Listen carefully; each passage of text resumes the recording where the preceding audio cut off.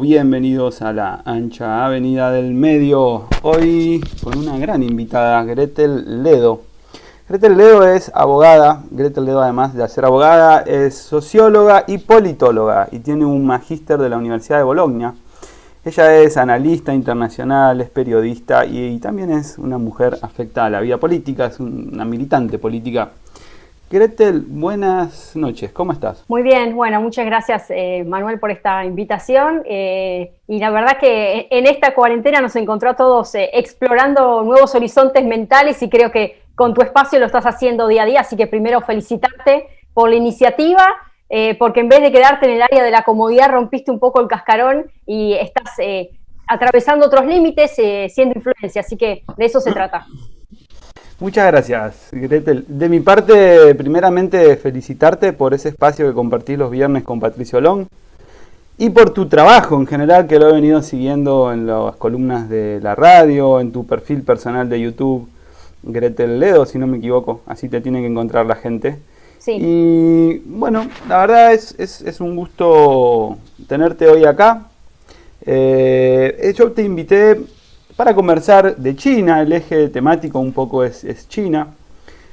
Así que hoy le pusimos cuento chino a este programa de hoy con Gretel Ledo. Y viene en la línea de una preocupación mía, una intuición de que tal vez el modelo chino, el modelo de sociedad que China tiene hoy vigente, pueda ser tal vez, o tal vez no, ahora mirás vos tu opinión, lo que viene para Argentina, según algunas agendas políticas. En este sentido hice un primer programa con María Alejandra Silva, también ella es politóloga y socióloga, con que le pusimos Argentina entre cerdos y vacunas. Luego conversé en otra ocasión con Miklos Lukács acerca de las tecnologías que se utilizan para el control social.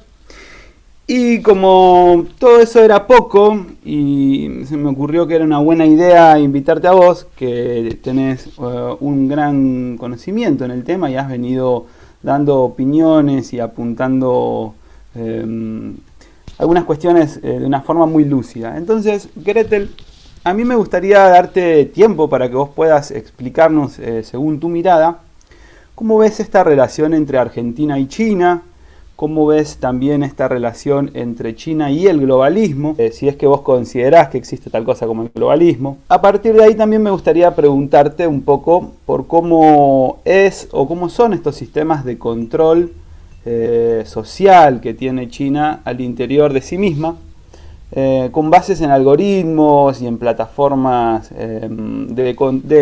plataformas redes sociales y plataformas de logística de chat, digamos, de comunicación. Sí, la verdad que hoy estamos asistiendo, si se quiere, a una radicalización o profundización de un modelo totalmente autoritario de vigilancia social gestado a partir de las nuevas plataformas de comunicación, que bueno, ya no son tan nuevas, pero sí se tornan en una especie de dispositivos que terminan siendo naturalizados en la vida cotidiana.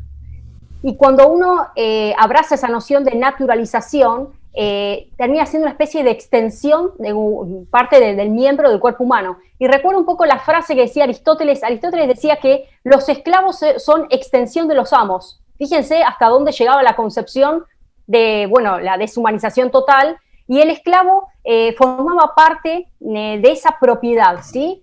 Formaba parte del acervo, digamos, en términos justamente de capitalización, de algo que lo gestaba, lo dominaba y lo controlaba absolutamente. Había una disposición del cuerpo como un dispositivo, exactamente se ejercía una especie de dispositivo de control sobre ese cuerpo, vale decir el esclavo. Y hoy esa extensión, si queremos hacer un paralelo, es nada más y nada menos que las nuevas tecnologías, que los celulares, las redes, los contactos que se entablan y los vínculos a través de este sinnúmero de plataformas que de alguna manera nos venden una especie de vida más fácil, una vida un poco más ágil, ¿no? La posibilidad de atravesar a través del screen, digamos, esta realidad en aquí y ahora, ¿no? En tiempo y espacio inmediato, la inmediatez. Entonces, la reducción de los tiempos convencionales ligado a la noción de eficiencia ha roto los parámetros convencionales de relaciones interpersonales. Entonces, cuando las relaciones interpersonales entran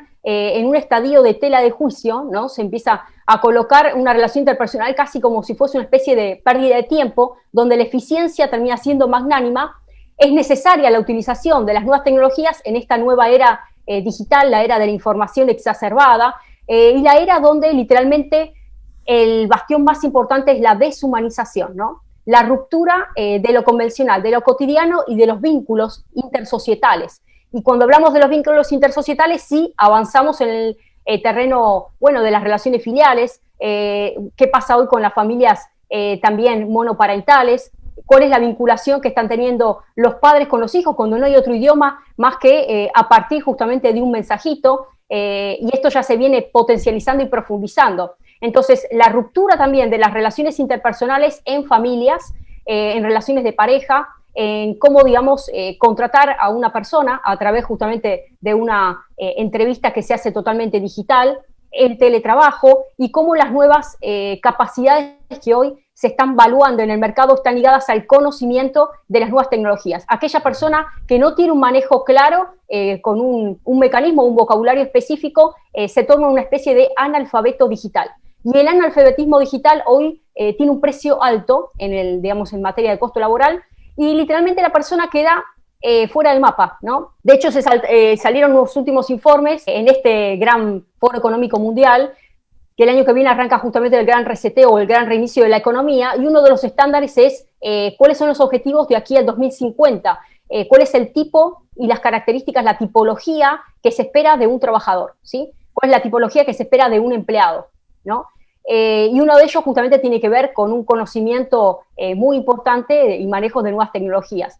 En este escenario, China lo ha, de alguna manera, se ha anticipado en esta carrera que se libra actualmente por el dominio del 5G, de la imposición, digamos, de nuevo tipo de relaciones que son literalmente digitales, y con eso atraviesa todo. Después vamos a hablar un poco de los mecanismos de pago, de contratación, identificación digital y demás, y todo se subsume en esta especie de batalla literal que se está librando entre los Estados Unidos y China, ¿no?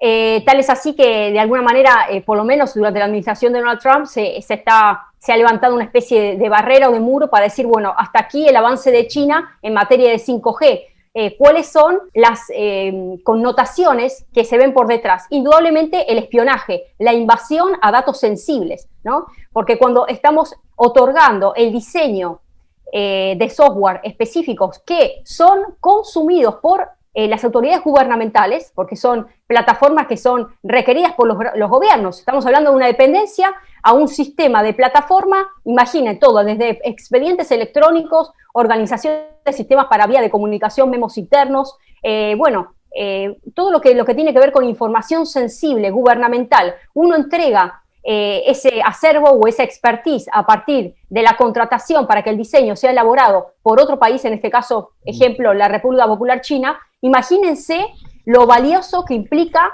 esa información, lo que implica en materia de espionaje, los riesgos que conlleva todo esto, y cómo de un momento a otro se puede llegar a detonar una guerra, y nada más y nada menos que con el florecimiento de aquellos datos que no tienen que ser, que son materia justamente, tiene que ver con la soberanía política y el manejo de independencia de cada uno de los estados. Y vamos al caso Wikileaks puntual, es decir, detonó en un sinnúmero de denuncias, y cómo de golpe un partido quedó subsumido a lo más bajo, más allá de que ahora estamos justamente en plena decisión que va a suceder con las elecciones de los Estados Unidos, pero fue una proliferación de un sinnúmero de acciones que totalmente eran ilegales, o sea, moralmente condenables. Me estoy refiriendo puntualmente a, desde la familia Clinton, Obama también en connivencia, y otros tantos apellidos que afloran ligados a todo esta connivencia, y esta bajada de línea específica de las grandes élites que tienen un poder decisorio hoy mismo en grandes administraciones, ¿no? Y lo paradójico es que esto ya ni siquiera estamos hablando puntualmente de los Estados Unidos, cómo han mapeado y han ruteado los destinos específicos. América Latina, por supuesto, es tierra fértil, en este propósito es tierra virgen, porque ya han logrado permear, de manera muy fina y delicada en todo lo que es la Unión Europea, y ahora vienen literalmente por América Latina.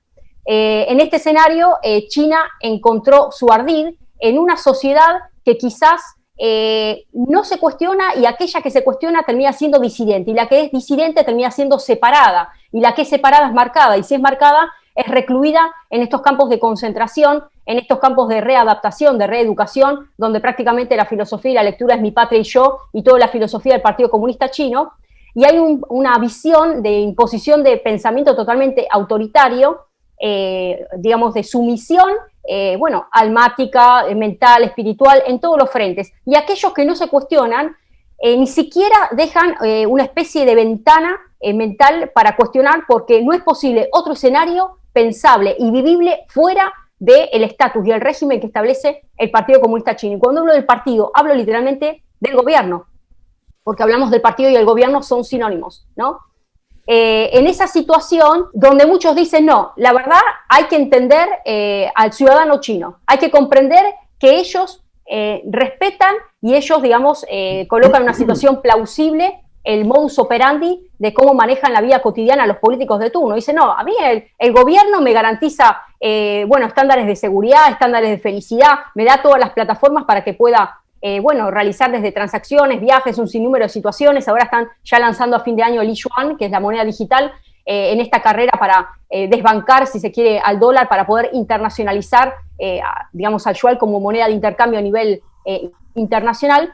Vale decir que hay una gran cantidad de ciudadanos chinos que no se lo cuestionan, pero es difícil en una situación de tormento. O sea, si bien está totalmente atado en un escenario donde todas las piezas están fríamente calculadas y cualquier persona que se mueve fuera del tablero es prácticamente jaque mate y termina descabezada, desbancada, es difícil en ese escenario entender que haya una libertad, una capacidad volitiva totalmente, digamos, libre para que el ciudadano chino avale, el modus operandi del gobierno. Gretel, me gustaría preguntarte esto para ver si tenemos la misma mirada primeramente y ver cómo lo entendés vos.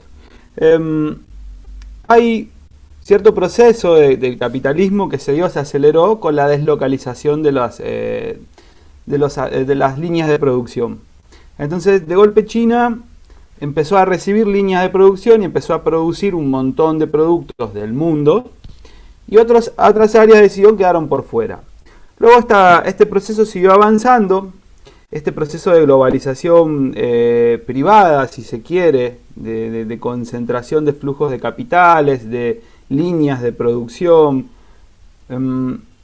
y de aspectos también, si se quiere, financieros, parecerían tener, estoy refiriéndome a todo esto en Occidente, parecerían tener una importancia o un accionar muy importante tras bambalinas dentro de China. Se sabe, está esta información, esta idea de que el laboratorio de Wuhan, un laboratorio de nivel 4 de seguridad, en realidad está trabajando con cepas que originalmente comenzaron a desarrollarse en Estados Unidos y que con el ingreso de Trump al gobierno se mudaron hacia China. Con lo cual quiero decir, vos ves una deslocalización del globalismo y una reubicación de sus oficinas de alguna manera, si se quiere, en China. La pregunta es interesante.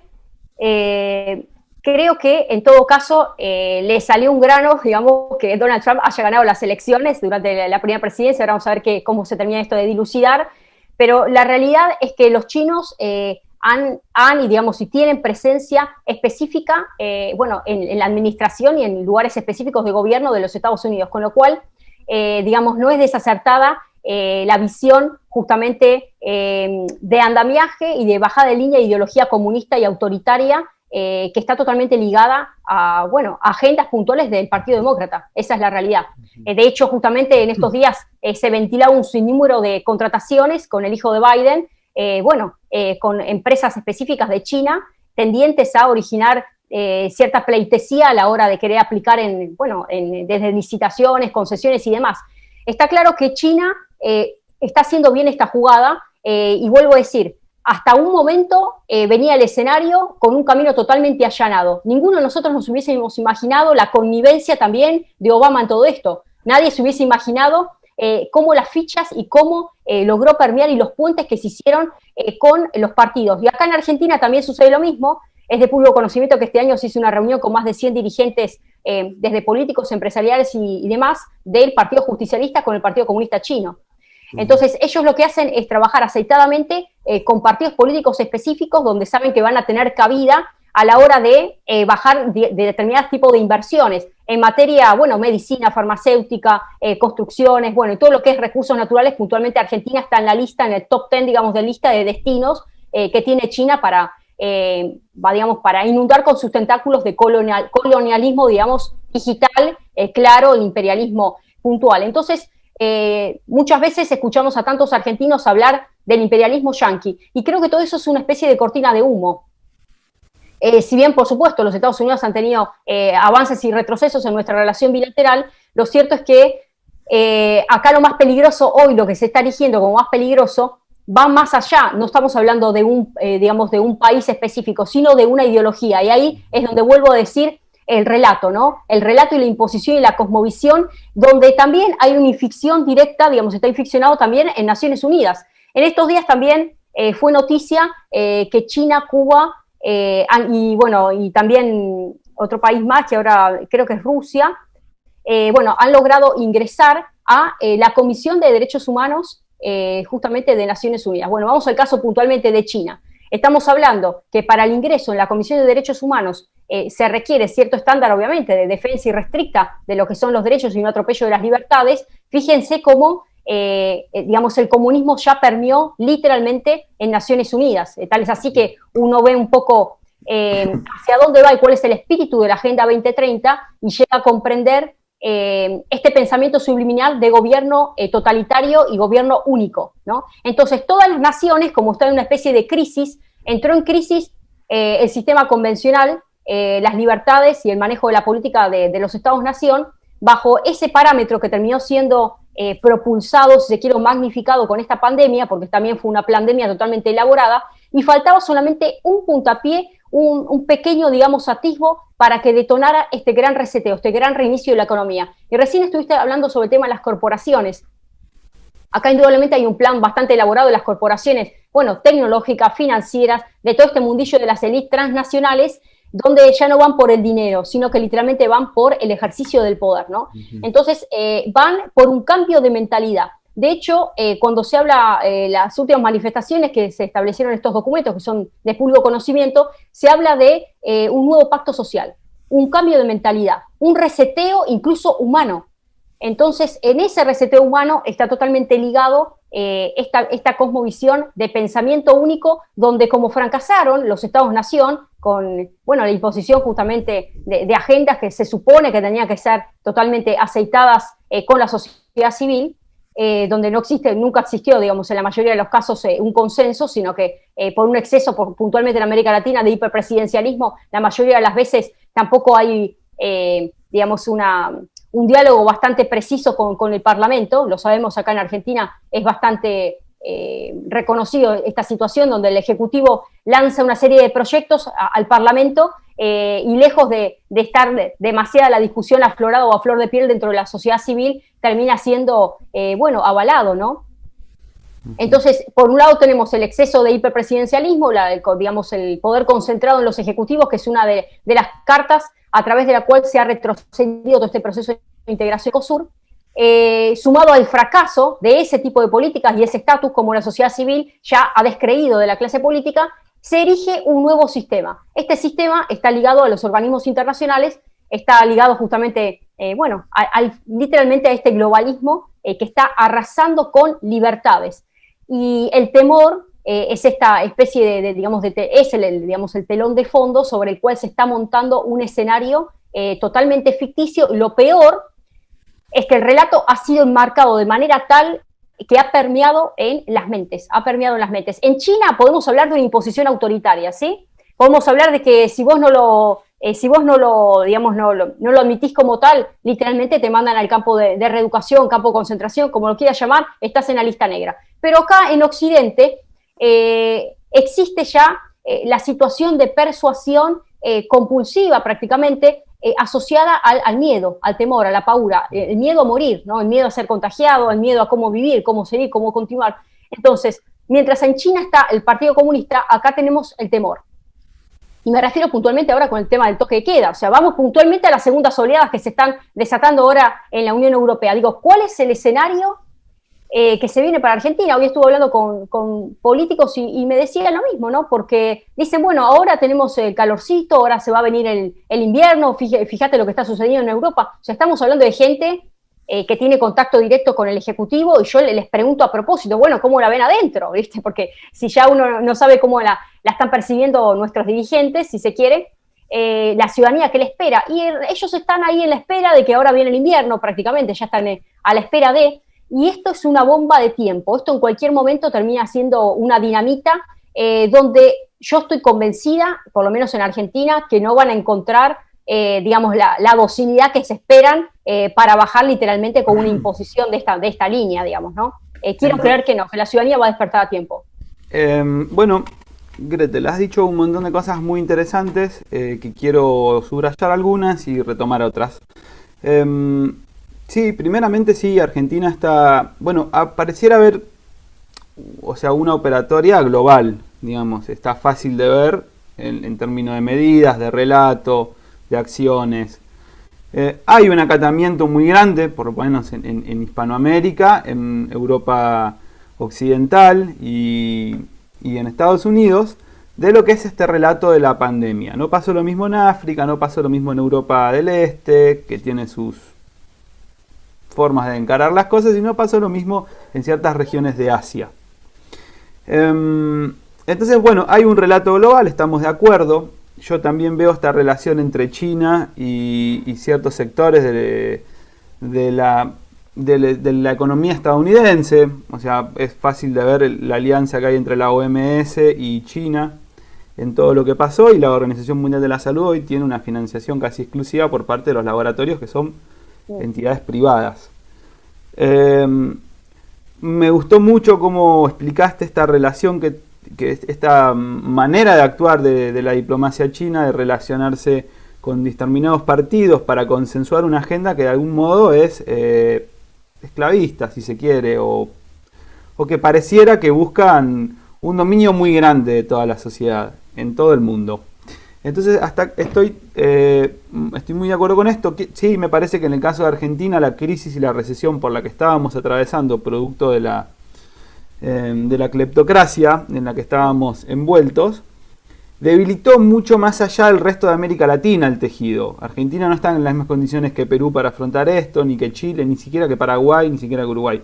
Con lo cual, acá la olla de presión, la olla tiene más presión, porque no tenemos esos recursos, no tenemos ese estado firme, fuerte, como es en el caso de nuestras naciones hermanas. Vamos a ver cómo opera esto finalmente.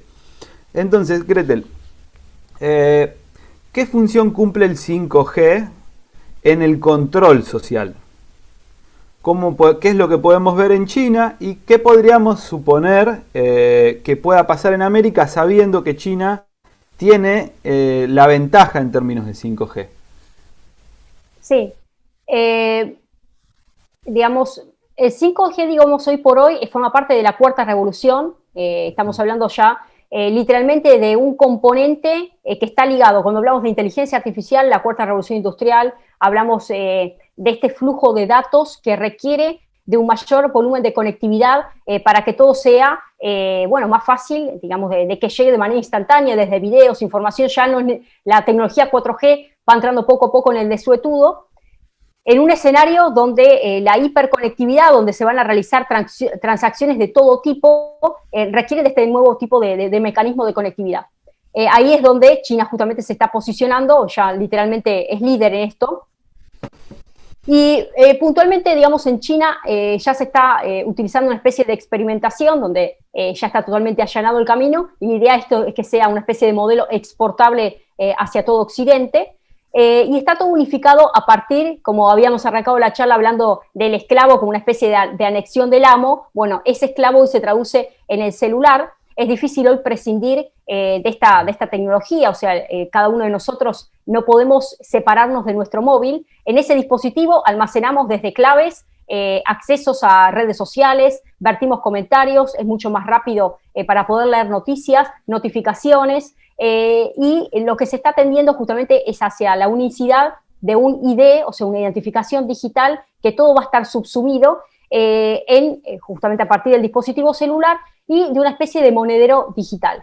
En esa especie de monedero o billetera digital, la idea justamente es ir dejando poco a poco el dinero físico como moneda, y ahí lo peligroso de todo esto es que cuando hablamos justamente del yuan, de la moneda digital en China, cuando hablamos que el sustento de esa moneda, lejos de ser la independencia de otro tipo de, digamos, de bancos privados, sino que detrás está el Banco Popular chino, justamente cuando hablamos del Banco Popular, literalmente hablamos del Partido Comunista Chino, le hace el gobierno, ahí sí hablamos de un avance sobre las libertades individuales y de un control acérrimo. Supónganse que bueno, ustedes saben que es de público conocimiento que existe el famoso control social en China, un sistema de control social, todo ligado a los dispositivos de los celulares. Cada uno de nosotros, a medida que estamos navegando, dejamos especie de huellas digitales, ¿no? Esas huellas que dejamos, ¿no? A partir de aquello que nos despierta un interés, en lo que consumimos, en lo que compramos, cuáles son las opiniones que vertimos, qué tipo de pagos realizamos, transacciones, acceso a cuentas, absolutamente todo. Eso automáticamente genera una información y una especie de identikit digital pormenorizado de nuestra persona y nuestra personalidad.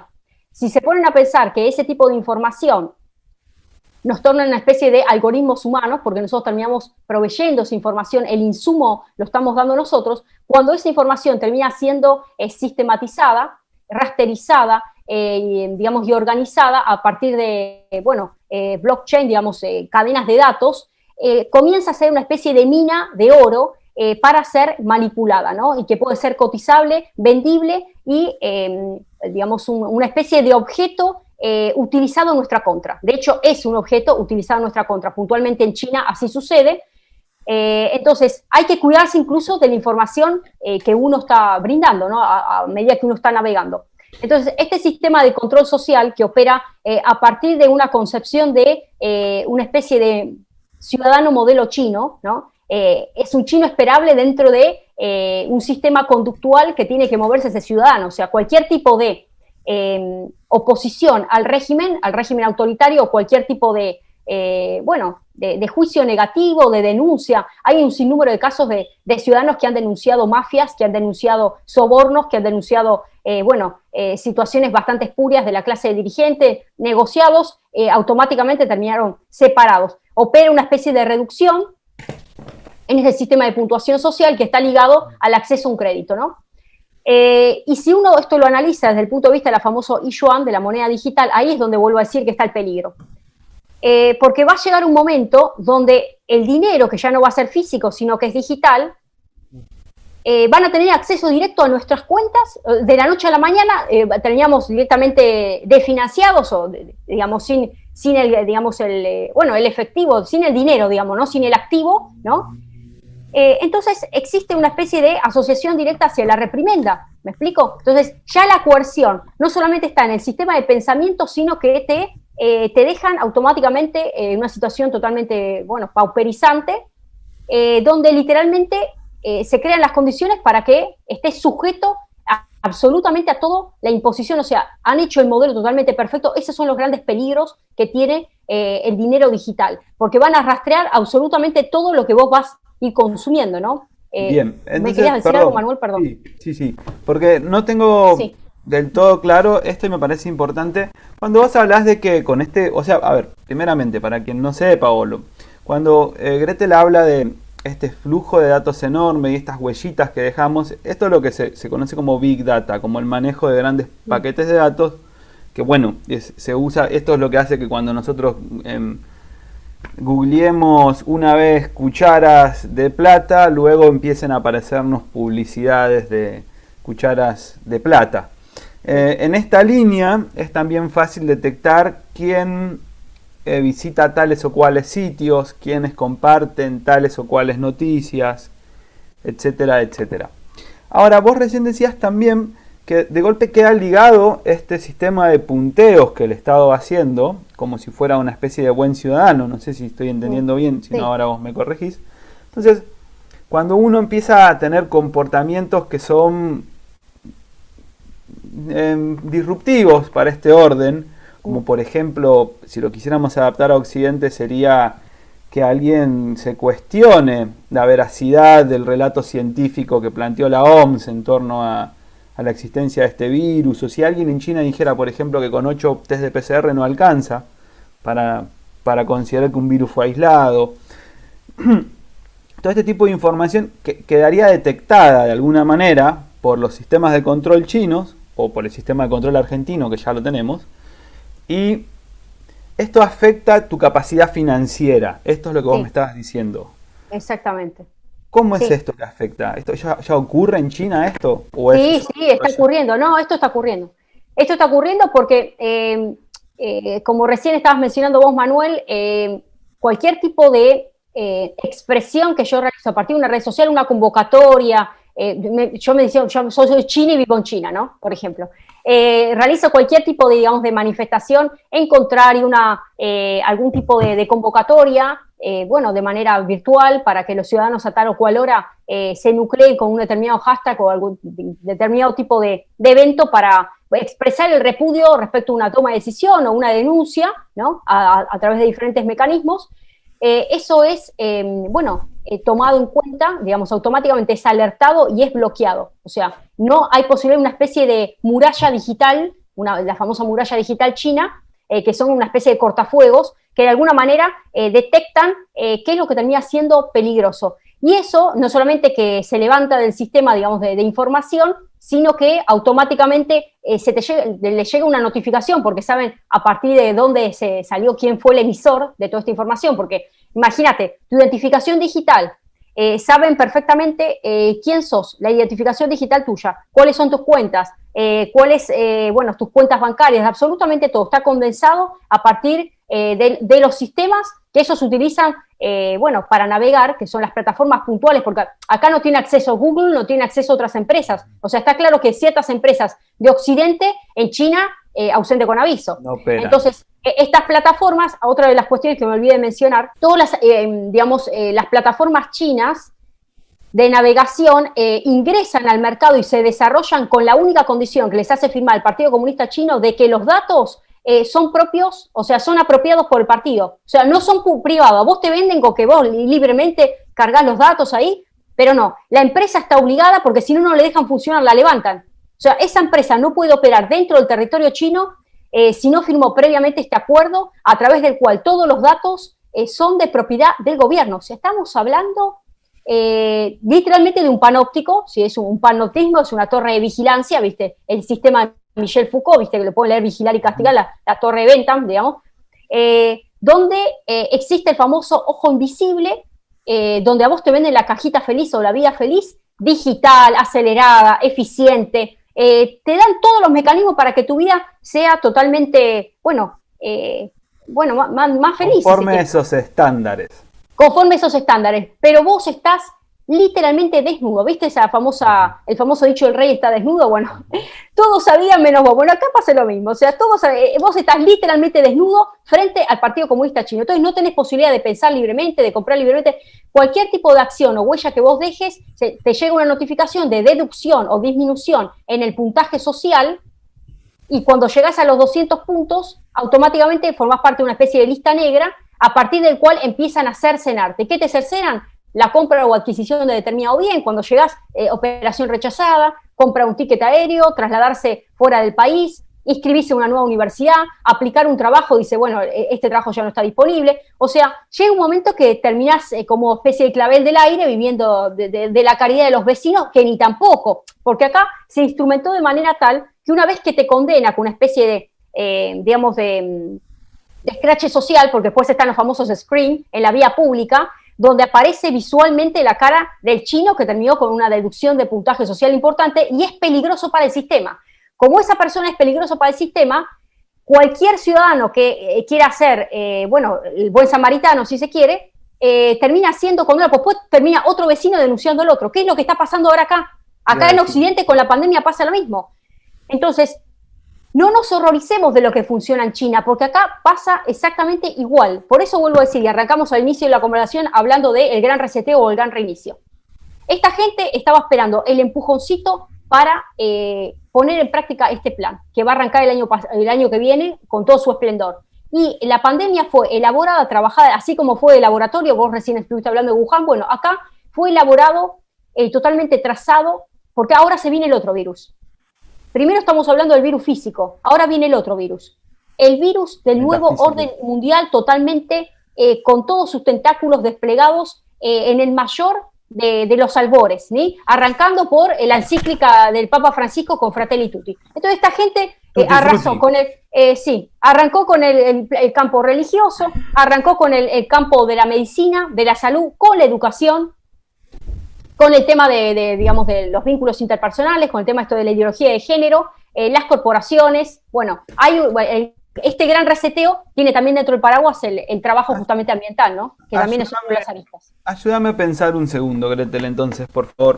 Porque vos estás hablando de que en China hoy hay gente, yo tengo entendido que son algo de 25 millones de personas que están por debajo de esos 200 puntos y que entonces están excluidos. Ellos ya no pueden, por ejemplo, cambiar su ordenador o cambiar su teléfono o hacer un viaje de larga distancia, de otras cosas, ¿no? Bueno, vos ya hablaste de ir a la universidad, yo lo di por descontado eso. Sí. Ahora, ¿qué pasa en Argentina? Nosotros tenemos Nodio, creo que se llama, si no lo estoy pronunciando mal. Hay cierta arquitectura, digamos, si se quiere, administrativa, estatal, que está... Todo indica que viene en este sentido, ¿no es cierto? Digamos, hoy en día alguien que no usa mascarilla es peligroso. Cobraron valor estas categorías de personas que son peligrosas para la sociedad. De alguna manera, ya no por sus acciones como matar o robar, que pueden ir en contra del derecho natural, sino ya por este tipo de cosas. Entonces, ¿vos creés realmente, digo, también hablaste de que China suele tener alianzas estratégicas con partidos políticos, para ir moviendo, desplegando esta situación de cosa que tiene al interior de sí misma hacia afuera? También hablamos de que el globalismo pareciera como un núcleo privado, discreto, de poder y de gestión de líneas de producción, de fintech, de arquitectura económica, etcétera, etcétera. También tiene una apetencia globalista, si se quiere. Y bueno, y lo vamos viendo expresado en estas tecnologías que son necesarias y que ahora cobran el nombre de Cuarta Revolución Industrial y que traen un trasfondo ético muy específico.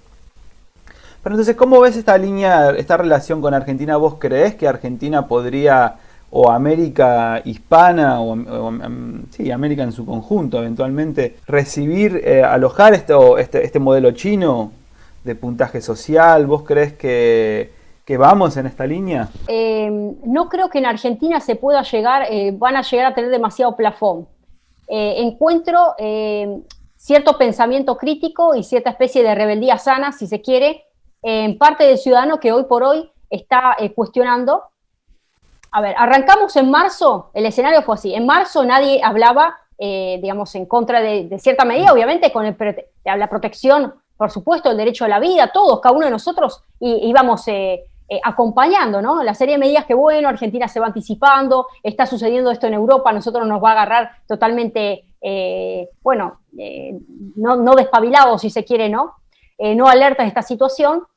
Hasta ahí venía bien, pero llegó un punto donde pasaban los meses y no es que había un plan, digamos, de salida, fundamentalmente para lo que es el sector productivo, las pymes, los que son independientes, bueno, y aquellos que son contratistas, ¿no? Hay un sinnúmero, si yo te tengo que hablar, bueno, vos también tenés conocimiento desde el área deportiva, los artistas, ni hablar, porque yo estoy en contacto directo con todo lo que es teatral.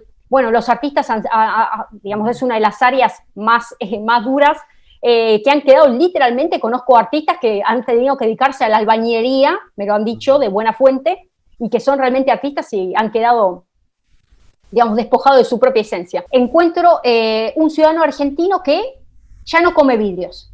O sea, un argentino que dice, bueno, momentito, hasta acá llegamos, ¿sí? Entonces, para responder a tu pregunta, quizás en América Latina puedan llegar a encontrar cierto, digamos, atisbo de querer aterrizar, pero no les va a ser demasiado fácil. No les va a ser demasiado fácil y creo que hay un despertar poco a poco que se está dando, por lo menos no se está aceptando de manera acérrima lo que dicen los gobiernos, se está cuestionando, hay que empezar a generar mucho más conciencia. Y recién estuviste hablando de la arquitectura, ¿no? y yo quiero hablar más que nada de la arquitectura del poder. Cuando uno está ejerciendo a partir de un dispositivo específico, lo quiera llamar como lo quiera llamar, instrumento, agencia y demás, de contralor sobre el tipo de información, abrazando la idea de que nosotros, como gobierno, estamos protegiendo a la ciudadanía de las fake news, ¿sí? De cualquier tipo de noticias que de alguna manera pueden llegar a despertar el desasosiego, la paura inusitada y un sinnúmero de cuestiones donde yo, papá, Estado, te protejo a vos, ciudadano, y ejerzo, digamos, mi monopolio de la fuerza física legítima para garantizar, bueno, una vida de paz, tranquilidad, seguridad y un sinnúmero de situaciones en un escenario de desorden total y de caos, ¿sí? Como antesala, obviamente, de la imposición de gobierno autoritario. Ahora lo vamos a ver porque el caos justamente es la antesala de eso. Entonces, ese dispositivo de poder que se traduce a partir de una agencia, hay que llamarlo literalmente censura, ¿sí? Porque decime vos qué tipo de distancia va a operar entre el mecanismo que hoy existe en China, donde absolutamente todas las noticias te llegan al celular, la información del Partido Comunista Chino, toda la información, no existe otro tipo de información en contrario, olvídate. ¿Qué tipo de distancia va a haber cuando existe de por medio acá una agencia que me va a decir qué es fake news y qué es fake news, qué no es fake news? ¿Me explico? Y eso, ¿sabes cómo se llama en derecho administrativo? Discrecionalidad, que es uno de los principios que rige el derecho administrativo, justamente, que es una de las facultades que ejercita el Poder Ejecutivo, el principio de discreción, a partir del cual toma decisiones que muchas de las veces no está fundada en legalidad, ¿sí? Hay una diferencia entre legalidad y legitimidad. Entonces, cuando la discreción avanza abrazando una situación de fuerza mayor, que me habilita a mí, Poder Ejecutivo, establecer una agencia o un dispositivo específico porque te estoy vendiendo que existe una categoría, una entelequia, o bien supremo, léase, el derecho a la vida, o tirar hacia atrás, digamos, un discurso que puede llegar a generar un desorden, un caos social, léase para ello fake news o teorías conspiracionistas, como lo quieras leer, aparezco yo, papá Estado, para decirte a vos cómo tenés que alimentarte todos los días, qué tipo de información tenés que consumir. Entonces nos preguntamos cuál es la distancia entre ese escenario que es ostensible el autoritarismo chino, y un escenario que acá te están manoseando de manera delicada, pero de otra manera. Discúlpame que estoy siendo directa, pero es un manoseo moral, es un manoseo intelectual, donde ya están metiendo mano directamente en tu cerebro, ¿no? En las ideas. Entonces, cuando a una ciudadanía no se le permite pensar, trabajar con el ejercicio crítico, se está despojando de la propia dignidad. Entonces, tanto nos llenamos la boca con que la dignidad es el trabajo. No, la dignidad también es el ejercicio del pensamiento libre y forma parte de los derechos preexistentes, un derecho inalienable, justamente, que no es sujeto a ser expropiado por más que me digan que existe un bien supremo a ser, protegido. Se sigue, ¿no? Lo que estoy diciendo. Entonces, esa construcción de relato de poder planifica, digamos, si la pandemia y el virus generó cuerpos dóciles, ahora este escenario está generando mentes dóciles. Entonces ahora van por la mente. Y después, el plan número 3, que ya es el ejercicio, bueno, esto ya es un escenario que estamos hablando, sería demasiado aberrante, bueno, a partir justamente de una especie de vacunación impulsiva, compulsiva total, qué componentes tiene, qué tipo de avances va a tener sobre mi genética, ¿no?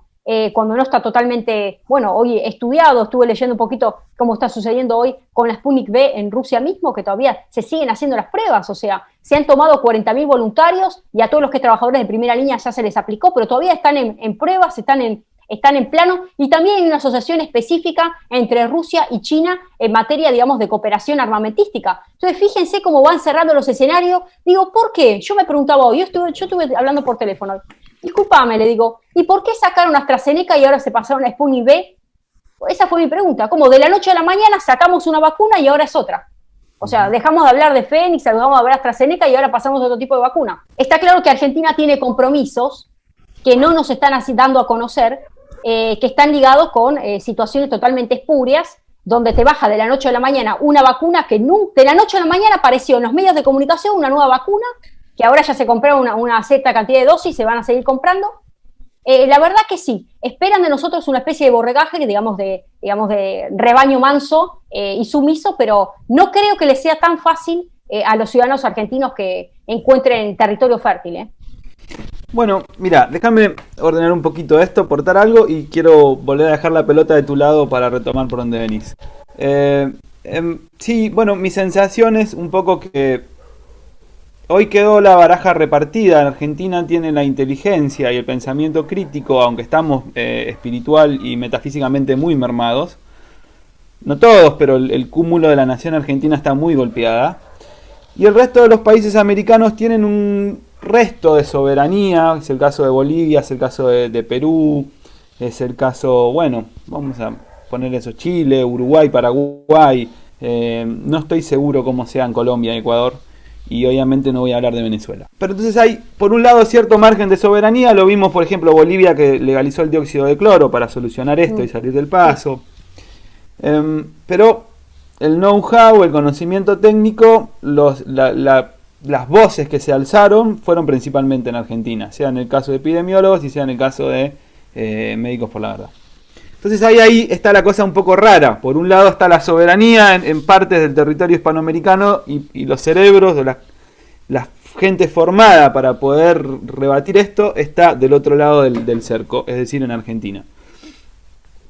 Entonces yo también veo, por eso te hacía la pregunta, ahora cambiando un poquito el eje, que hay cierto interés. Por ahí China es comunista, ya van 100 años prácticamente de comunismo. Entonces se implantaron esto. Lo mismo pasa con Cuba, que también tiene un régimen de control en la información bastante grande, o por lo menos lo tuvo durante mucho tiempo. Pero bueno, esto se explica. Son regímenes que se constituyeron en otro momento, que vienen con un devenir. Pero bueno, acá en América están usando los fact-check. Esta situación de la pandemia habilitó a avanzar sobre la libertad individual. Y pareciera que también de modo privado están encontrando las excusas para finalmente ir armando el mismo dispositivo de control. Bueno, dicho esto, vos acabás de tocar uno de los temas donde yo quería entrar, que es esta línea que va de Rusia a China. Y justamente utilizando a la vacuna como eje ordenador. ¿Por qué digo esto? Porque vos acabas de decir bien, hubo un viraje, pasamos de mirar la vacuna inglesa a mirar la vacuna rusa. Pero si sacamos las banderas de lado por un momento, lo que vamos a ver es que los desarrollos en términos de tecnología aparentemente son los mismos. O sea, seguimos hablando básicamente de dos desarrollos de tecnología, que uno es por adenovirus y el otro es por ARN recombinante. Sí. No es mi especialidad, no puedo en este momento dar más información. Le cuento a la audiencia que el viernes de la semana que viene van a estar conmigo Mauricio Castillo, médico chileno, colaborador del canal Los Liberales, y Julia Botay, una biotecnóloga de Rosario, quienes me van a ayudar a develar esta cuestión de las tecnologías que están en la vacuna. Pero entonces Rusia, Inglaterra, finalmente cambia la bandera, pero la tecnología que se está implementando en estas inoculaciones es la misma. Y los riesgos que se corren son los mismos.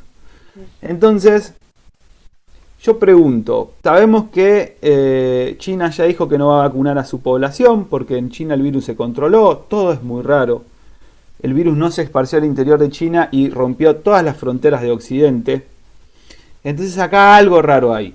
Ahora pusieron el foco, el eje en los laboratorios más occidentales, ingleses, americanos, israelíes, etc. Y ahora resulta que la misma tecnología viene del laboratorio ruso.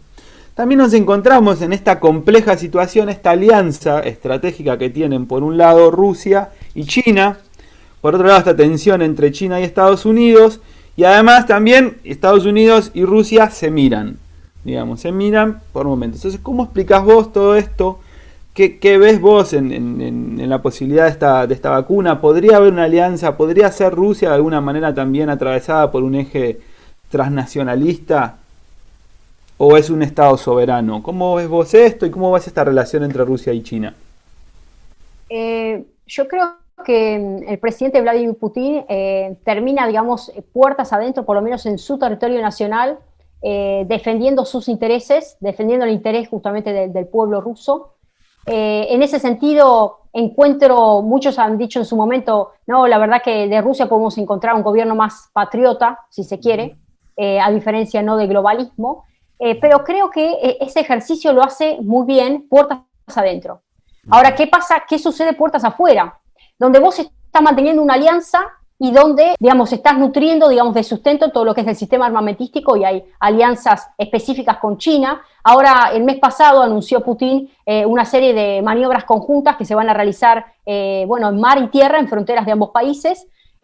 Por su parte, bueno, sabemos que, digamos, Rusia y China son socios desde hace tiempo en materia armamentística y quería leerles puntualmente lo que dijo el jefe de Servicios Federales de Cooperación Técnico-Militar de Rusia.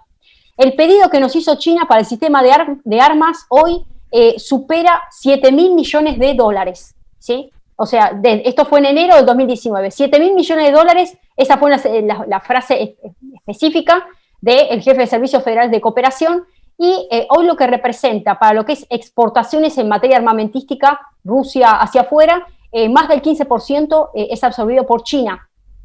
O sea, fíjense que hay una relación, está claro. Y por otro lado, acabaron de firmar también un acuerdo, un contrato para suministro de, bueno, 121 helicópteros, para suministro de lo que es defensa aérea de largo alcance, y se entregaron 24 cazas para lo que es la República Popular China. En este escenario estamos encontrando que se está revitalizando bueno, la defensa justamente de la República Popular China a partir de la dotación que está brindando Rusia. Entonces, ¿qué encontramos? Una Rusia con dos caras. Una Rusia que por un lado establece y mantiene una relación fuerte con China en materia armamentística, ¿sí? Porque es proveedor, y por otro lado, puertas adentro del territorio hay una defensa irrestricta, digamos, de los intereses nacionales, donde dice, bueno, esta es mi vacuna, ¿sí? No por algo Rusia no se puede quedar atrás. Imagínate si hablamos de una Rusia con una vacuna, no sé, Fénix, Moderna, AstraZeneca o la que vos quieras, o la vacuna cubana. No, estamos de acuerdo. ¿No? Entonces vos fíjate que Rusia en este escenario no se puede quedar atrás, pero vuelvo a decir, yo veo un ejercicio doble de discurso de parte de Putin, está muy claro. Y creo que en este tiempo me estoy imaginando un escenario global de exacerbado protección hacia los intereses de cada uno de los países. Obviamente que está en tela de juicio el sentido tradicional de globalización, ¿sí? La globalización tal cual nosotros la hemos concebido, donde ya no se están hablando de grandes acuerdos, de bloques regionales, sino más bien bilaterales. En este escenario, recuerden que este año Donald Trump volvió a retomar el acuerdo de negociación comercial con China. O sea, vos decís, bueno, el hombre se llena la boca hablando y digamos, denunciando el famoso virus chino, China es la culpable de todo. Cerró, digamos, la frontera a una gran cantidad de bienes que eran importados directamente desde China, sumado a eso, una especie de medida, digamos, obligatoria a todas las empresas americanas para que saquen sus radicaciones en territorio chino y volviesen a territorio nacional con un sinnúmero de beneficios. En esa campaña donde, digamos, hagamos América grande de nuevo, dice Donald Trump, encuentra un enemigo específico para esta área, que tiene que ver con el tema de la vacuna, con el tema justamente del virus, puntualmente del virus, pero para lo que es materia comercial, yo mantengo una relación bilateral y voy a tener que, porque hay una dependencia estrecha, lo sabemos, ¿no? Perfectamente todo el público lo sabe. La dependencia vital que hay entre China y los Estados Unidos, uno se vale del otro, se necesitan mutuamente en materia comercial. Entonces, en este escenario, existe este binomio, también en materia armamentística, China y Rusia, donde Rusia sabe manejar el discurso, por un lado, pero por otro lado sabe mantener las alianzas. Entonces veo un escenario del 2021 del sálvese quien pueda, literalmente. O sea, si ahora estamos en un momento donde peligra absolutamente la esencia misma del ser humano, bla, bla, bueno, ahora el año que viene va a ser un sálvese quien pueda en todas las relaciones. Por ejemplo, nosotros tenemos ya frisado ya hace un tiempito, hace un par de meses, frisado el acuerdo Unión Europea-Mercosur. ¿Se acuerdan cuando lo anunciaba con bombos y platillos nuestro canciller? Mauricio, alcanzamos el acuerdo. Bueno, la verdad que todos sabemos perfectamente que esto iba a quedar en la nada, con la gran cantidad de reformas que requería y la reconversión que requiere nuestro sector productivo para poder alcanzar los estándares europeos para poder ingresar mercancías, bienes y demás. Y ahí meto todo el paraguas del Pacto Verde Europeo y las exigencias pararancelarias, Francia de por medio y un sinnúmero de países que siempre estuvieron en colisión directa con nuestros bienes en materia agrícola. Entonces, un escenario donde los acuerdos birregionales los veo totalmente difíciles de ser instrumentados y sí una proliferación de situaciones bilaterales. Entonces, yo, Donald Trump, mantengo un discurso para encontrar mi enemigo en lo que es el virus, pero por atrás sigo manejando una relación bilateral comercial con Xi Jinping. Yo soy Putin, y por un lado encuentro en China una serie de objeciones a una serie de políticas, pero por otro lado sigo manteniendo la provisión en materia armamentística. Entonces, ahí es donde los argentinos tenemos que estar un poco mirando más hacia adentro, ¿sí? Ahora sí hay que mirar un poquito más el ombligo, pero no el sistema de ostracismo, sino comprender cómo se está dando un escenario donde cada uno brega por el beneficio personal. Y China sigue poniendo fichas. China desplazó hace un par de meses a Brasil como principal socio comercial de Argentina. Lo mismo hizo con Uruguay, lo mismo hizo con Brasil. Brasil está teniendo una dependencia directa de China. El otro día hubo manifestaciones, de primeros líderes, la propia Merkel lo manifestó. Ve como preocupante la dependencia en esta situación bilateral que está teniendo también Alemania, la famosa nueva ruta de la seda. Esto de la ruta de la seda, no lo veamos como algo que China está aflorando con su mayor esplendor, digamos, en materia comercial, que vienen a establecer, ¿cómo puedo explicar? Como un gobierno sensible por las necesidades de aquellos países que requieren de inversión, y nosotros los chinos vamos a facilitar una línea de inversiones totalmente blandas para construir, para invertir. ¿Quién se come ese discurso? ¿Quién se come ese discurso? ¿Qué es lo que deja? ¿Qué es lo que deja? ¿Cuál es el corolario que deja en ese trayecto? Ya hay manifestaciones de productores en Francia, en Italia, en Alemania. Están preocupados porque le han dado tanta cabida y tanta injerencia a China que se está logrando la dependencia absoluta. Porque cuando la matriz económica termina siendo filtrada con este tipo, digamos, de injerencia en nichos específicos de inversión, cuando llega el momento, vos querés sacar a los chinos, no los podés sacar. Y yo no estoy diciendo a los chinos como algo peyorativo. Pongámoslo, en este caso justo estamos hablando de esta nacionalidad, pues yo no hablo en contra. Estoy diciendo la filosofía. Porque digo, hay gente que me dice... es porque quiere. Hay gente que me dice, Greta, hablas de un chino es un ser humano. Por supuesto que es un ser humano, querido. Estoy hablando en otro sentido. Estoy hablando en el sentido de la cosmovisión que permea, ideológica, autoritaria, esta filosofía de acampe imperialista, colonialista, que está teniendo en América Latina, y ya la hizo la Unión Europea. La Unión Europea se está reuniendo en el Parlamento expresando su preocupación por la dependencia que se está tejiendo hacia China. Entonces, en este escenario, Rusia sabe también dónde poner las fichas, las pone donde las tiene que poner. ¿Y dónde las pone? En el sistema armamentístico. En el resto, China me dice, ausente con aviso. ¿Me explico? Rusia, me refiero a Rusia. Entonces, por eso dije que Putin es una excepción. Putin tiene esta doble mirada. Hay que entender, el tipo la sabe jugar, ¿no? Y eso es lo que necesitamos. Necesitamos gente estadista acá en nuestro país que sepa qué tipo de comercio. Los comercios hay que mantenerlos de manera bilateral. Argentina necesita fortalecer y, por supuesto que necesitamos inversiones, mantener una relación bilateral con China, por supuesto que sí. El tema son los condicionamientos, bajo qué estatus, hasta dónde se entrega la acción de oro, hasta dónde el límite de la soberanía, el ejercicio de poder de policía. Si vos no tenés el ejercicio de poder de policía en todo lo que es las costas marítimas, la soberanía en la costa, ¿cómo vas a estar dándole la puerta abierta para que construyan un nuevo puerto en Uruguay y en Montevideo? Digamos, ¿cuál es el diálogo que está teniendo Argentina con Uruguay para permitir que China empiece a desembarcar con un nuevo puerto aquí? ¿No? Esto para hablar, son muchos temas para hablar, pero la realidad es que hay que llegar a comprender cuál es la mentalidad que tiene Xi Jinping, cuál es la mentalidad que trasciende. Su nombre es un hombre que quiere trascender históricamente, o sea, ve como si fuera el globo terráqueo, donde quiere inficcionar el pensamiento, el modus operandi, el mecanismo, y les obliga a las empresas chinas, que ya ni siquiera son empresas que tienen activos que son superavitarias, pero ¿sabés que el tipo les exige? Ustedes a partir de ahora, el año que viene, se tiene que ir a Argentina, le dicen los destinos, y hay que hacer inversiones. Dice, no, pero nosotros estamos bien acá en China. No, pero hay que salir igual. Entonces, en esa situación, donde tiene una mentalidad de acampe tentacular, si se quiere, ¿no? Hay que estar atentos, a eso me refiero, hay que estar atentos. Y Rusia está atenta. Bien. Sí, Gretel, lo que acabas de decir es totalmente así. En este momento a nosotros nos falta cátedra política, nos falta conocimiento. Yo no confío, no quiero más líderes mesiánicos, y lo que necesitamos es un pueblo instruido en este momento de tener un pensamiento crítico y una instrucción en términos de política. Esta es la idea de este ciclo, pudiéramos empezar a pensar estas cosas, así que muchas gracias. Hay una enorme cantidad de temas para seguir abordando que a mí me da vergüenza abusarme de tu Cronos. Este, así que voy a empezar a elegir un poquito por dónde ir cerrando esto. Bueno, mencionaste un poco todo lo que tiene que ver con la nueva ruta de la seda, pero por el otro lado tenemos que hablar un poco de la injerencia de China en Argentina y ahora sí en las líneas productivas.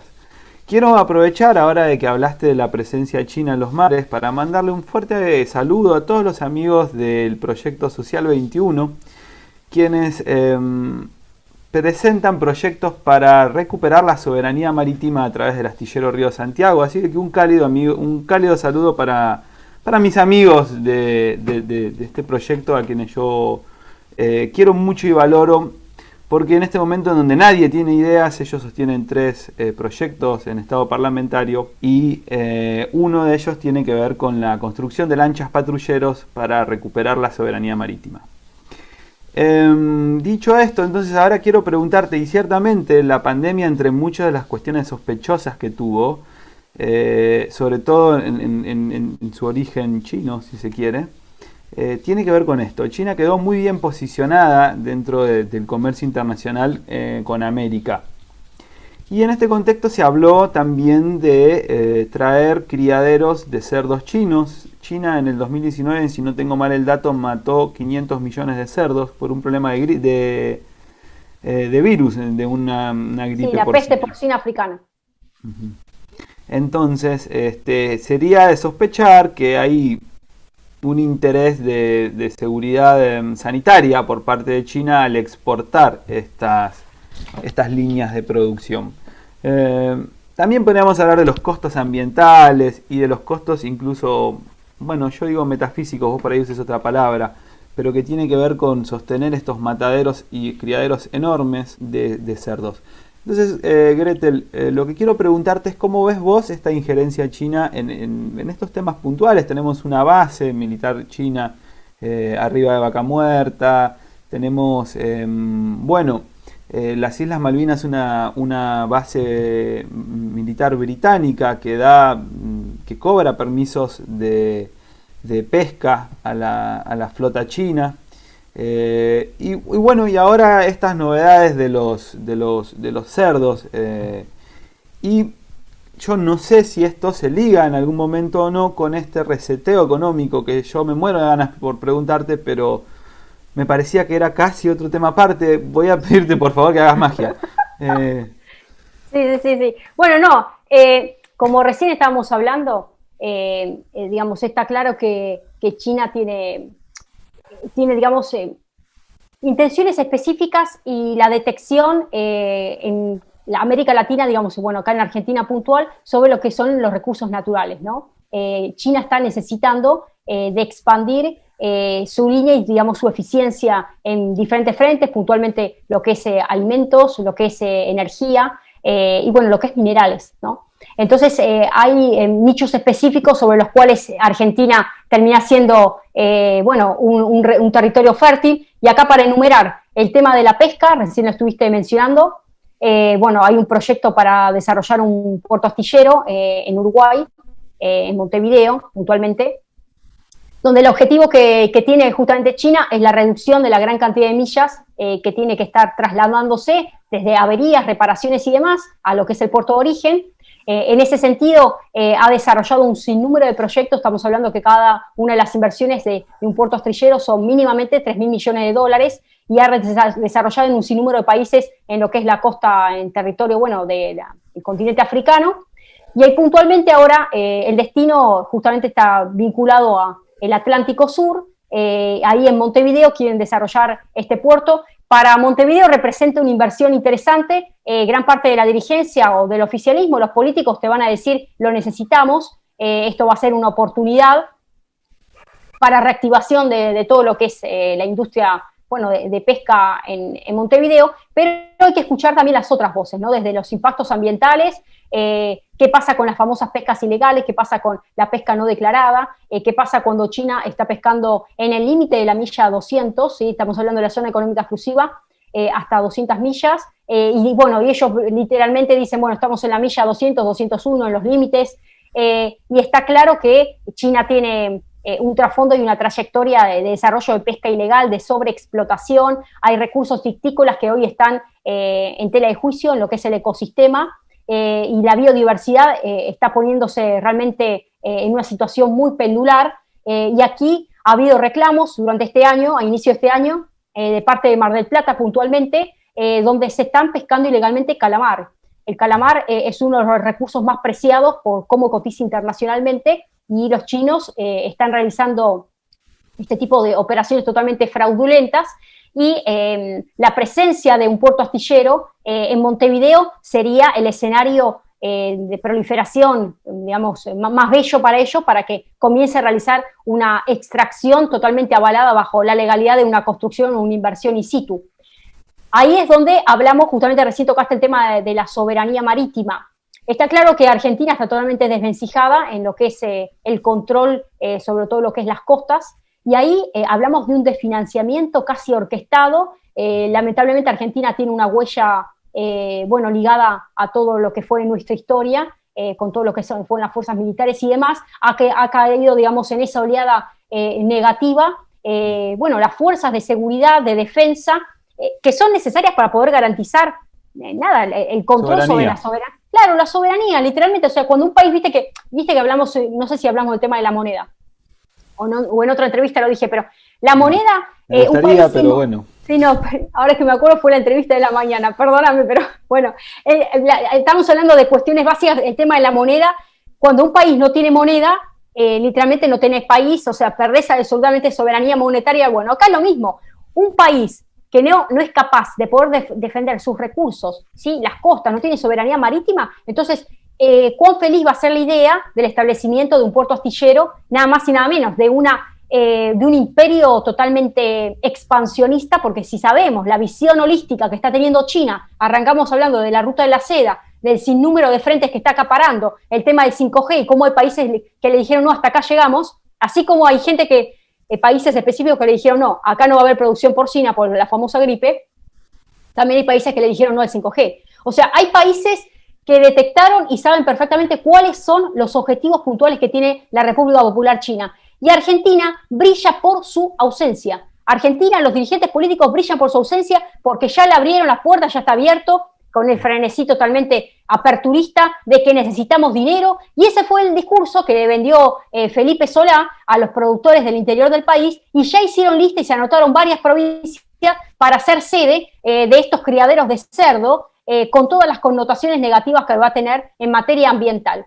Sin hablar de una posible brote, digamos, de un virus de origen zoonótico, ¿no? Entonces, si ya sabemos que hay una antesala de China ligada a murciélagos y un sinnúmero de especies, bueno, ¿por qué no hablar de los cerdos cuando justamente hay países que le han cerrado las puertas por la famosa, la peste porcina africana? Argentina es hoy un destino totalmente apetecible por la expansión, las condiciones, un sinnúmero de cuestiones donde se ha trazado un horizonte muy alto de producción de carne de cerdo, que Argentina no, digamos, tradicionalmente no la está llevando a cabo, y eso pone en tela de juicio todo el ecosistema, ¿no? Y vuelvo a decir, toda vez que uno esté planeando, uno me refiero al gobierno, este gobierno o el que sea, una apertura para una inversión específica, una oportunidad de inversión de un país, pero no de cualquier país, justo estamos hablando de China, porque no estamos hablando de un país específico y particular, con toda la idiosincrasia que eso conlleva.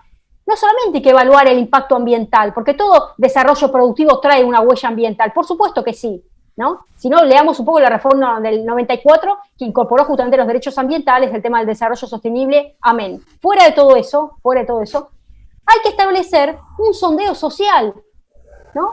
Porque los primeros que terminan siendo afectados tiene que ver con, las comunidades, ¿no? ¿Cuál es digamos, el pensiero, si se quiere, cuál es el visto bueno, positivo o no, que tiene las comunidades que van a estar afectadas de manera directa? ¿Me explico? Entonces, si vos como gobierno nacional no le consultás a la provincia, porque los parlamentos, sabías, eso seguramente lo sabes, Manuel, cuando llegan este tipo de iniciativas, ni siquiera son consultadas por los parlamentos de las legislaturas de las provincias. O sea, es tremendo. Acá hay un avance, después se llenan la boca hablando de federalismo, pero acá el federalismo brilla por su ausencia.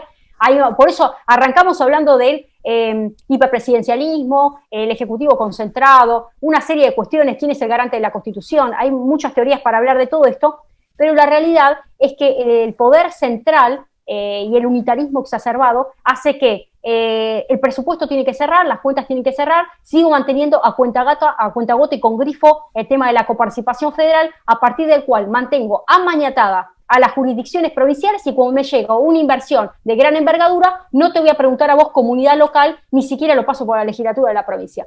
Y así en ese escenario está la hidrovía Paraná-Paraguay, que ya para el año que viene vence la licitación, porque estuvo concesionada una concesión inicial de 10 años, después se prorrogó por 8 años más 8 años más, conclusión, el año que viene vence la licitación, de las cuales 4 empresas son belgas, una es china, y ahí está el gran problema, porque la China que se está presentando forma parte de un consorcio que tiene un sinnúmero de inversiones y hay un interés directo. Entonces digo, yo como país, digamos, ¿cómo hago para decirle a esa empresa china no y darle el visto bueno a una empresa belga?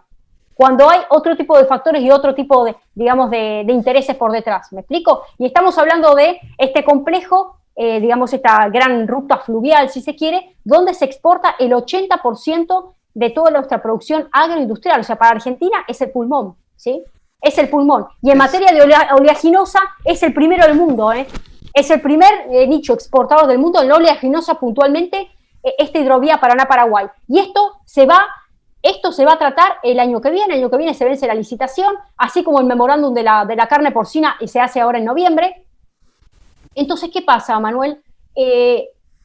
Hay situaciones que los políticos las conocen, pero ¿sabés lo que hacen? Las tapan. Y estas son las cuestiones que se están negociando por detrás. Y no que felizmente vos prendés el televisor y cuántos muertos hay. Lo único que vas a leer es cuántos muertos hay en la pantalla. Y cómo crece la segunda. Vas a leer los muertos, la segunda oleada de coronavirus y vas a leer el toque de queda. Pero estas cuestiones sustanciales que tienen que ver con la soberanía nacional no se tocan. No, seguro que no. Entonces, pasando en limpio en este momento, mi querido audio escucha, quiero que sepas que en no somos dueños de nada.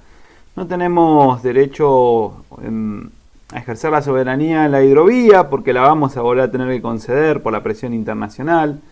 Hemos perdido el mar, estamos por recibir líneas de producción que son súper peligrosas.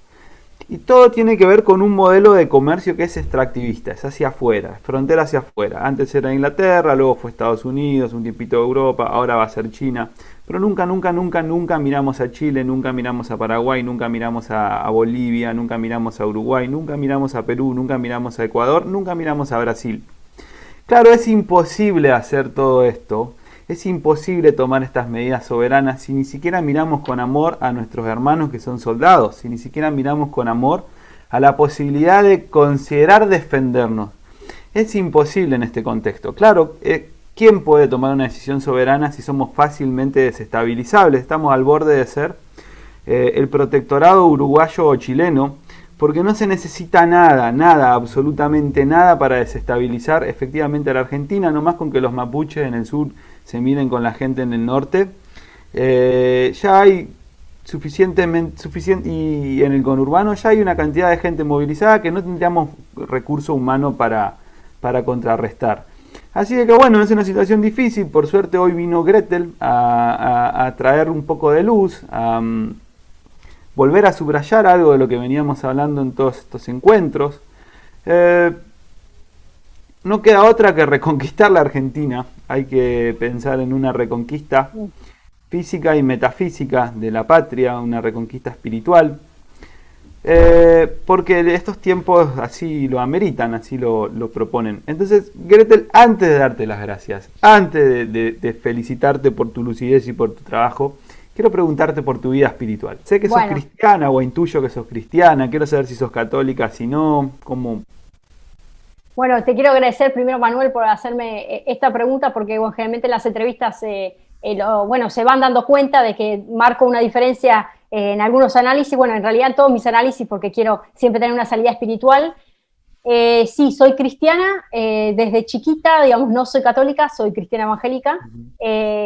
No me gusta decir, la verdad que me gusta decir cristiana, porque esto de decir católico, evangélico, la verdad que los famosos labels o etiquetas, no creo en el sistema religioso, no creo en las instituciones, no creo en el poder de los hombres, creo en el poder de Dios, creo en la sencillez de, así como hablo con vos, hablar con Él, de contarle mis cosas, de hablar de manera directa, de que no existan intermediarios. de abrirle mi corazón más a Dios que a mis seres queridos, a la persona más íntima que tengas.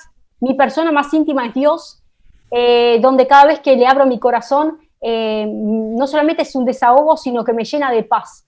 Y es una paz que humanamente yo abro los ojos y estoy igual, no sé, humanamente si estás orando por, no sé, un trabajo, un plato de comida, o orando por el país, estoy diciendo algo básico, pero para que entiendan de que puede ser desde una oración pequeña hasta una oración de, yo oro, en este momento estuve orando fuerte por las elecciones de Estados Unidos, pero vos abrís los ojos y no sé cómo siguen dando las encuestas, abrís los ojos y no sé si te llamaron para tal o cual trabajo, y parece que la relación, lo que te circunvala sigue igual. Pareciera que el mundo está detenido en el lugar y en la foto que vos lo dejaste. Pero hay algo diferente. Cuando vos abriste tu corazón, entendiste lo ínfimo que es la existencia humana. Entendiste que no es con esfuerzas ni con ejército, dice la palabra, sino con mi espíritu. Entonces, allí donde existe la limitación humana, arranca en la falta de límites para Dios, ¿no? Entonces todo lo que implica un óbice para el ser humano arranca el mundo creativo y el mundo justamente de los milagros. Ahora, ¿cómo se activa eso? ¿Cómo se activa? Y hay una palabra mágica que se llama fe, ¿no? Y en Hebreos 11:1 dice que la fe es la certeza de lo que se espera y la convicción de lo que no se ve. Literalmente es una folía, la folía es una locura en italiano, ¿no? Es una locura porque es pensar que aquello que vos oraste se va a concretar. Y yo te aseguro que el mundo angelical, el mundo de los ángeles y el poder de Dios se mueve con una condición. Primero, la sinceridad de bajarse del podio de la soberbia. ¿Cuál es el podio de la soberbia y la altanería? Creer que vos con tus capacidades humanas lo vas a alcanzar. Yo te aseguro que si vos te esforzás, que si vos trabajás duro vas a levantar una pared. Yo te aseguro que si vos estudiás duro para un examen vos vas a aprobar. Pero ese plus para que te den una beca, para que alcances una maestría, para que alcances otro tipo de sueños y para que alcances un horizonte que va más allá incluso de lo que vos considerás bueno y positivo, y es el surplus, digamos, que es más de lo que vos podés imaginar, solamente te lo da el mundo sobrenatural de Dios. Entonces, aquello que para vos es perfecto, para Dios es perfectible. Y aquello que para vos es bueno, para Dios siempre puede haber algo mejor. Y esa relación que tuviste que cortar, ese vínculo que tuviste que separarte de situaciones o patrones que terminan siendo dependientes, porque cada uno de nosotros tenemos dependencia de las redes sociales, dependencia del celular, dependencia a hablarle al de enfrente, me tomo un café y eso no me tira el café. Y esto sirvió a este mundo digital para darnos cuenta que tomamos el café antes de la pandemia, le decíamos cómo está, mucho gusto, y ya toda la gente con la cabeza agacha mirando los celulares. Entonces, esto en realidad ya arrancó antes de este escenario de crisis sanitaria y recién ahora queremos volver a lo humano. Entonces, este mundo de hedonismo exacerbado hizo que el hombre se vaya separando de Dios. Y en esa situación de abrazar la soberbia, de que el hombre puede solucionar absolutamente todo, colocó esa especie de extrañación y separación de soberbia, donde Dios, ¿sabes lo que te dice? Ausente con aviso. Pero ¿dónde está Dios frente a tanta injusticia, frente a tanta maldad, tanta iniquidad? ¿Cómo avanza la violencia? ¿Cómo puede ser? ¿Dónde está Dios? ¿Dios está ocupado? No, Dios no existe. ¿Sabés lo que pasó? Nosotros nos borramos. Dios siempre estuvo. Dios está en todo momento y en todo lugar, porque Él es omnipresente. Y Él se lamenta y Él llora y Él gime por la decadencia humana. ¿Qué es lo que está pasando ahora? Ahora hay decadencia humana, ¿no? La iniquidad aflorada a su máxima expresión. Entonces, el famoso transhumanismo, que recién vos lo tocaste al inicio de la conversación, tiene que ver con esta idea de homo deus, de cómo el hombre se está perfilando por encima de los patrones, digamos, naturales, a través del cual Dios creó nuestra genética, nuestra condición, nos creó hombre, nos creó mujer, lo sagrado que es la familia, lo importante que es un matrimonio, que es preservar los valores, los principios, esas normas de conducta ética que no están ligados a un sistema religioso, sino lo que el Señor dice en su palabra. Encontramos una especie de comodidad, si se quiere, de aquellas personas que saben que existe todo ese andamiaje y automáticamente dicen, no, yo religioso no soy, yo me despego, no, olvídate, yo hago mi vida. Y bueno, seguí haciendo tu vida cómoda, pero después, cuando llegue el momento que esto esté avanzando de manera tal que no puedas dar un marcha atrás, que es lo que está pasando ahora, y bueno, como dice, hay un dicho que dice a llorar, bueno, no sé con el dicho ese a la que decía. llorería o a llorar a los rincones, no sé cómo, creo que lo decían mis abuelos, pero bueno. Así que, ¿qué es lo que me dejó a mí este momento que arrancamos fuera de cámara diciéndolo? Yo estoy agradecida, Manuel, estoy agradecida porque descubrí otro mundo, ¿sí? Ese mundo que siempre existió en mí, pero esta vez se profundizó, está ligado a lo espiritual, ¿sí? Está ligado a esa búsqueda constante interna de poder comprender cuál es la voluntad que Dios tiene para mi vida, cuál es el rol específico y que todo lo que estoy aprendiendo transmitirlo. Yo tengo una vocación. A ver, yo no me puedo quedar con información, vos te pasa lo mismo, si no estarías, Manuel, ahí todo sentadito, ahí con el arregladito para hacer la nota, pero ¿por qué la estás haciendo? Vos podés estar ahora jugándote un partidito, no sé, por la PlayStation, no tengo idea cómo, porque físicamente no puedo jugarlo. Pero lo que estoy queriendo decir es que, sin embargo, tenés esa vocación de transmitir algo al otro. Entonces, eso que te moviliza a vos, que no tiene que ver con el beneficio personal, porque vos no estás buscando acá un rédito personal, vos lo que estás haciendo es impactando al mundo que te rodea, y estas nuevas tecnologías hay cuestiones positivas, porque nosotros estamos llegando no a nuestro número de personas, sino tenemos que hacer reuniones políticas. Yo arranqué política desde los 16 años, empecé con la política, es otra charla aparte, pero la verdad que, claro, eran grandes reuniones, eran convenciones enteras, vos no sabés lo que era eso, convenciones fin de semana, le hacíamos para poder armar una carta orgánica a un partido, hacíamos... ¿Dónde militabas, perdón? Bueno, yo arranqué, mi historia fue, en realidad, digamos, por la tradición de mi mamá. Nosotros vivíamos en provincia de Buenos Aires, puntualmente en San Isidro, con lo cual arrancamos, mi mamá de jovencita, y nos llevaba a nosotros de muy chiquititos en el radicalismo, ¿no? Porque en ese momento estaba Melchor Pose. ¿Te ubicás? No sé si vos te ubicás, sí, ¿no? Bueno, así que arrancamos, pero siempre con la línea de acción social. Hacíamos todo lo que es ligado. Mi mamá organizaba eventos para los niños, para la gente más carenciada, toda la parte social se dedicaba a ella. Mis padres son abogados y siempre les interesó la política. Y después, bueno, pasa el tiempo. Yo ya en cuarto año, yo soy de Carlos Pellegrini, egresada de la UBA, y ya, digamos, en Carlos Pellegrini hay toda una trayectoria que los chicos ya en primero empiezan, los que quieren ya se meten en el centro de estudiantes. Cantera. Claro.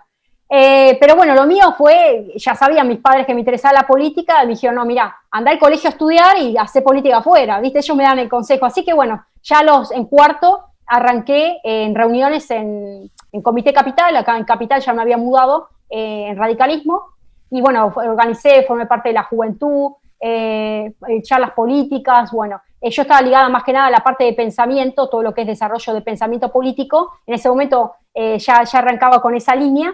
Después, bueno, empiezo inmediatamente la universidad, y después me fui metiendo en la democracia cristiana. Fui líder, presidente de juventud de la democracia cristiana. Bueno, con Local a la Calle hacíamos cantidad de acciones también sociales, con contacto directo de la gente, charlas, teníamos una escuela de gobierno. Después pasé por diferentes partidos. Fui candidata a legisladora a los 25 años por el partido País, ¿te acordás de Bordón? Pero en ese momento la interna la habían ganado cristianos, o sea, la lista íbamos todos evangélicos, para que te des una idea, o sea, iba todo dentro de esa línea. Fue bastante duro. En ese momento me expulsaron de varias iglesias, porque la política siempre fue vista, para tu asombro, hay una diferencia entre los católicos y los cristianos. La política siempre fue vista como un área prácticamente de pecado, que te puede llegar a separar de Dios, una concepción totalmente errada que se ha modificado. 10 años de aquí a 10 años atrás se modificó. Yo fui parte de la generación diezmada o separada o cercenada por querer estar en política. Tengo un llamado de gobierno y de política desde los 12 años. Así que fue duro para mí, porque fue un llanto, ¿viste? De dejar mis pastores, mis iglesias, todo, porque no entendían el llamado, ¿viste? Ellos te veían, si no eras de pastor o líder de jóvenes, estabas traicionando la visión de lo que ellos concebían. Por eso te dije, Manuel, que soy una persona que la experiencia me llevó al punto de ser reacia en las instituciones, ser reacia a la religiosidad, ¿sí? A lo que es los mecanismos tal cual, los hombres, que no importa si se llame pastor, cura, monja, llamalo como vos quieras. Pero cualquier tipo de organigrama que te planteen, digamos, un panorama de hacia dónde tiene que ir tu vida, y está separado del llamado que Dios puso en tu corazón, y bueno, esa institución te quiere imponer por la fuerza su agenda, su mecanismo de producción en masa de cristianos, y no es el mío. O sea, yo debo ser una oveja descarriada, una oveja por afuera, pero a mí me interesa la relación directa con Dios. Esa es mi situación. Así que... digamos, me sirvió la pandemia justamente para eso, ¿no? Para profundizar y entender que estamos en momentos claves entender por qué hay una lectura profética. Esto ya es materia de otra charla, pues es aparte, pero para decirte solamente una perlita, Manuel, no es casualidad que estamos viviendo esto. Yo quiero que entiendas, si vos lees la palabra de Dios, lees el Apocalipsis, lees libros proféticos como Daniel y Ezequiel, estamos viviendo en tiempos proféticos. O sea, estamos en tiempos finales. Yo no estoy diciendo, uy, pero se viene el fin del mundo, no, pero es una alerta.